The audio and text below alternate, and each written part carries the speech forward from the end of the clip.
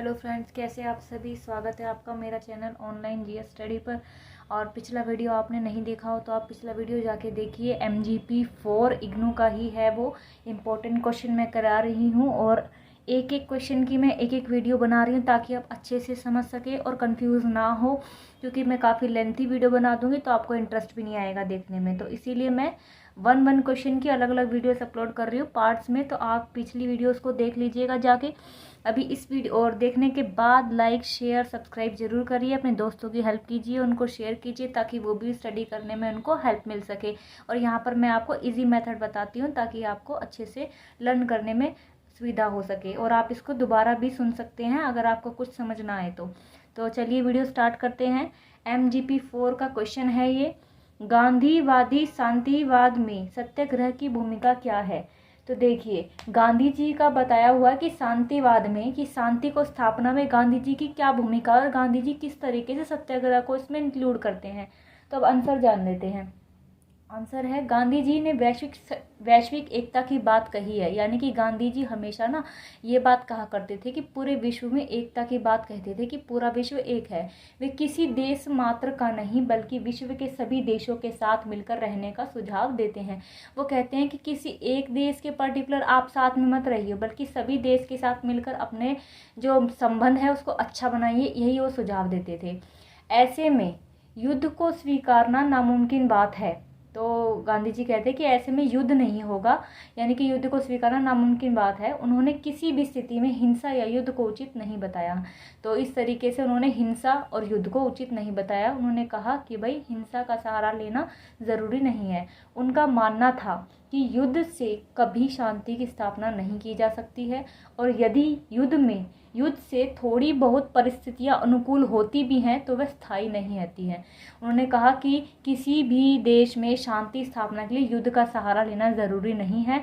यदि युद्ध से थोड़ी बहुत परिस्थितियां ठीक भी हो जाती हैं तो वो कुछ समय के लिए रहती हैं, ज़्यादा टाइम तक नहीं रहती हैं। तो आगे देखिए, गांधी जी कहते हैं, गांधी जी ने कहा कि सत्य व अहिंसा के सामने परमाणु बम भी निष्प्रभावी है। यानी कि अगर आप सत्य के मार्ग पर और सत्य से और अहिंसा का सहारा लेकर आप आगे बढ़ेंगे तो उसके सामने परमाणु बम भी निष्प्रभावी, यानी कि परमाणु बम का भी असर नहीं होगा अगर आप सत्य और अहिंसा का सामना लेते हैं, सहारा लेते हैं युद्ध की स्थिति को कंट्रोल करने के लिए। उनका मानना है कि उनके सत्याग्रह की टेक्निक जो है युद्ध का विकल्प हो सकती है तथा सत्याग्रह का प्रयोग किसी भी स्थिति में किया जा सकता है। यानी कि ये कह रहे हैं कि कोई भी सिचुएशन आ जाए देश में, विश्व में, सत्याग्रह किसी भी कंडीशन में प्रयोग किया जा सकता है। उनके अनुसार सत्याग्रह से व्यक्ति में नैतिक बदलाव किया जा सकता है। उन्होंने कहा कि अगर सत्याग्रह का इंसान पालन करता है तो उसके नैतिक यानी उसके अंदरूनी बदलाव भी उसके अंदर किया जा सकता है, जो शांति स्थापना करने के लिए जरूरी है। कि अगर विश्व में अगर सबके अंदर नैतिकता का भाव रहेगा तो युद्ध की स्थिति उत्पन्न ही नहीं होगी किसी भी देश में। तो इसी तरीके से गांधी जी ने कहा है। उन्होंने देशों में सैन्य शक्ति पर धन व्यय खर्च करने को नकारा। उन्होंने कहा कि सभी देश जो हैं वो आपस में अगर युद्ध होता है तो सैन्य शक्तियों पर ज़्यादा बल देते हैं, उस पर अपना धन व्यय करते हैं, खर्चते हैं।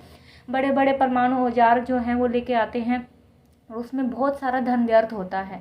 तो गांधी जी ने कहा कि ये गलत तकनीक है कि जिसमें धन को व्यय करते हैं ये, क्योंकि उनका मानना था कि यदि आपस में मैत्रिता के संबंध बने रहेंगे तो युद्ध की कोई संभावना ही नहीं बनती।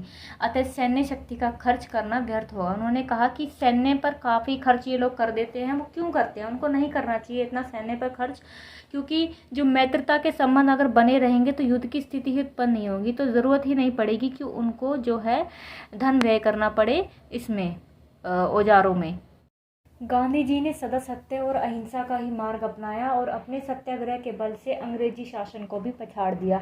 यानी कि गांधी जी आज से सत्य का पालन नहीं कर रहे हैं। उस टाइम से जब हमारे देश को आज़ादी मिली थी उस टाइम भी गांधी जी ने सत्य और अहिंसा के पथ पर चलकर ही अंग्रेजों से हमारे देश को आज़ाद करवाया था। अंग्रेज खुद झुक गए थे गांधी जी के सामने कि ये जो अकेले बूढ़े बुजुर्ग हैं और अकेले ही सत्याग्रह के पथ पर निकल पड़े हैं और सारी जनता इनके साथ एकजुट हो गई है। इस चीज़ को देखकर भी अंग्रेज जो थे वो काफ़ी सोच में पड़ गए थे कि ये जो है बिना किसी हिंसा के सहारा लिए अहिंसा के पथ पर चलकर इन्होंने जो है काफ़ी मिसाल पैदा की है। गांधी जी ने श्री भगवद गीता से 2 शिक्षाएं ग्रहण करी थी। वे थी निस्वार्थ कर्म और भौतिक लाभों के प्रति उदासीनता। यानी कि कर्म करते जाओ निस्वार्थ होकर, अपना स्वार्थ मत देखो, निस्वार्थ होकर कर्म किए जाओ, फल की चिंता मत करो। और भौतिक लाभों के प्रति उदासीनता, यानी जो ये भौतिक लाभ है हमारे, जो ये हम जिस चीज़ पर हम मरते हैं, मोह माया है, हमारा घर परिवार धन, जिस चीज़ पर हम ये मरते हैं, ये जो हमारी है भौतिक लाभ होते हैं, इसके प्रति गांधी जी की उदासीनता, यानी कि वो इसको ज़्यादा इम्पोर्टेंट नहीं देते थे। उनके यही विचार उनके सत्याग्रह में झलकते हैं, और यही विचार उनके सत्याग्रह में झलकते हुए किस तरीके से साधारण व्यक्ति के रूप में थे। सत्याग्रह किसी भी व्यक्ति का आत्मबल है जो उसे सत्य के लिए अड़े रहने के लिए प्रेरित करता है। यानी कि सत्याग्रह क्या चीज़ है? किसी भी व्यक्ति का वो आत्मबल है जो उसे सत्य के लिए खड़े रहने के लिए प्रेरित करता है। इसीलिए गांधी जी का मानना था कि यदि स्थायी रूप से शांति स्थापित करनी है तो आपसी भेदभाव व संघर्ष को खत्म करना होगा, जिसके लिए अपने नैतिक कर्म करने की जरूरी है। उन्होंने बोला कि अगर आप जो हैं संघर्ष और भेदभाव को समाप्त करना चाहते हैं और देश में शांति बनाए रखना चाहते हैं तो अपने नैतिक कर्मों के आधार पर हमें जो आपस में एकता बनाए रखनी है, संघर्ष नहीं करना है, अपने नैतिक कर्म करते जाना है।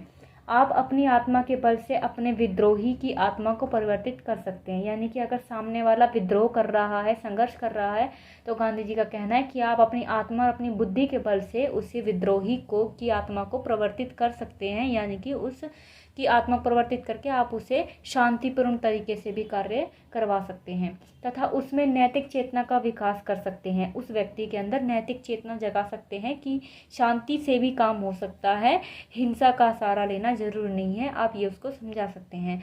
विश्व में शांति को स्थायी रूप से बनाए रखने के लिए सत्याग्रह बहुत ही अच्छा उपकरण है। यदि विश्व में शांति बनाए रखना चाहते हैं तो उसके लिए सत्याग्रह जो है एक मेन पॉइंट है। यदि हर व्यक्ति सत्याग्रह का पालन करेगा तो सभी वैर भाव मिट जाएंगे। यानी कि सभी व्यक्ति जो हैं विश्व में अपने आप में सत्याग्रह का पालन करते रहेंगे तो विश्व में युद्ध की स्थिति उत्पन्न ही होगी, और युद्ध की स्थिति उत्पन्न नहीं होगी, वैर भाव भी नहीं होंगे और संघर्ष भी नहीं होगा और ना कोई लड़ाइयाँ होंगी आपस में। क्योंकि सत्याग्रह केवल आंदोलन का ही विकल्प नहीं है, बल्कि ये जीवन जीने का भी तरीका है जिससे आध्यात्मिक शांति प्राप्त होती है। यानी कि अगर हम अपने विचारों में शुरुआत से ही हम अपने विचारों में सत्याग्रह को ला के रखेंगे तो हमारा जो है जीवन भी काफ़ी अच्छा हो जाएगा। तो ये वीडियो यहीं तक था, और ये वीडियो मैंने उसमें गांधी जी के बारे में बताया कि किस तरीके से गांधी जी की जो अहिंसा की प्रवृत्ति थी उस चीज़ के बारे में है। और ज़रूरी नहीं है ये इग्नू के स्टूडेंट ही इसको पढ़े, ये 10th 12th 11th क्लासेस में भी पूछ लिया जाता है ये क्वेश्चन, तो उसमें भी आप इसको कर सकते हैं। काफ़ी इजी लैंग्वेज मैंने समझाया है आपको। और आप इस वीडियो को दोबारा देखिए, एग्ज़ाम्स में 2-3 बार आप इस वीडियो को देख लेंगे, समझ लेंगे तो आपको याद करने की भी ज़रूरत नहीं पड़ेगी और आप आराम से अपना एग्ज़ाम कर पाएंगे। तो थैंक यू सो मच दोस्तों, वीडियो को एंड तक देखने के लिए, बने रहने के लिए। और नेक्स्ट वीडियो आपको नेक्स्ट पार्ट में मिलेगी, तो उसके लिए आपको मैं अपलोड कर दूँगी। Thank you so much.